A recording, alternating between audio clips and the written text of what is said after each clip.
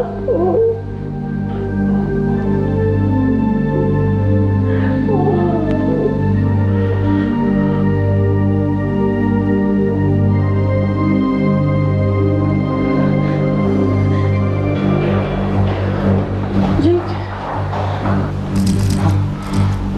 Mom, I'm so sorry.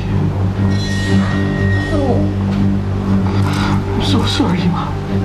Jake, anong ibig sabihin nito? Nandito tayo ngayon sa lugar kung saan kasalukuyang hinuhuli si Beatriz Montelibano. Samantala, tumanggi namang magbigay ng pahayag ang mga anak sa mga kasong kinasasangkutan ng kanilang ina at ng mapapangasawa ng kanilang ama. Maaalalang ang biktimang si Erica Santiago ay sinaksak kahapon sa mismong araw ng kanyang kasal. Ang negosyante at mapapangasawa nito ay tumanggi ring magbigay ng pahayag. Sa ngayon, ang suspect ay posibleng humarap sa kasong frustrated murder. Si ate po. Erica.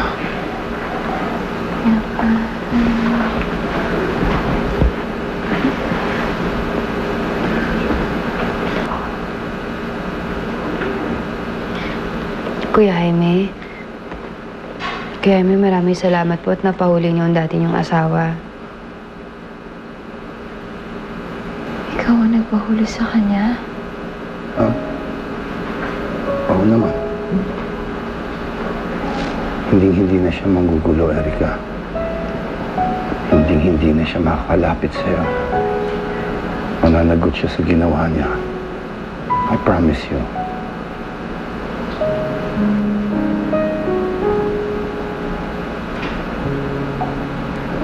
I will do anything, everything in my power to keep you safe, Erica.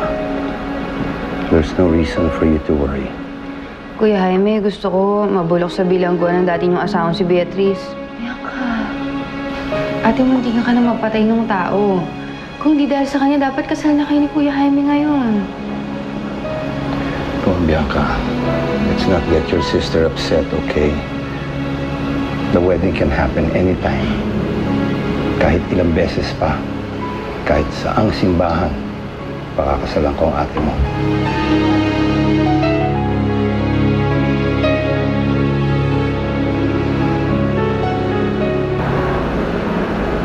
Si Jake.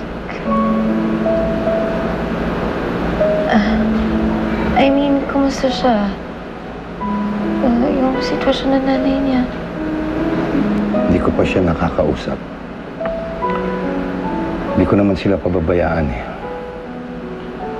By the way, Jaime, speaking of your children, shouldn't you check up on them?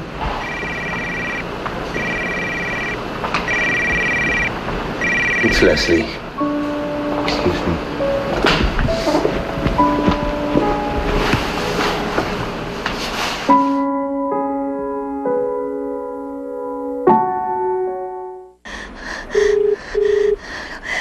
Hello, Dad? Oh my God, Dad, please help us. Tulungan mo kami, kukulong nila si Mami. Tapos ako tsaka si Neil, kakasuhan nila kami, Dad. Tulungan mo kami. Send us your best lawyers, please. Nagpapatawa ka ba, Leslie? Kilala mo naman siguro kung sino ang biktima sa senaryo to. O baka nakakalimutan mo rin na mali ang ginawa mong pagtatago sa mami mo.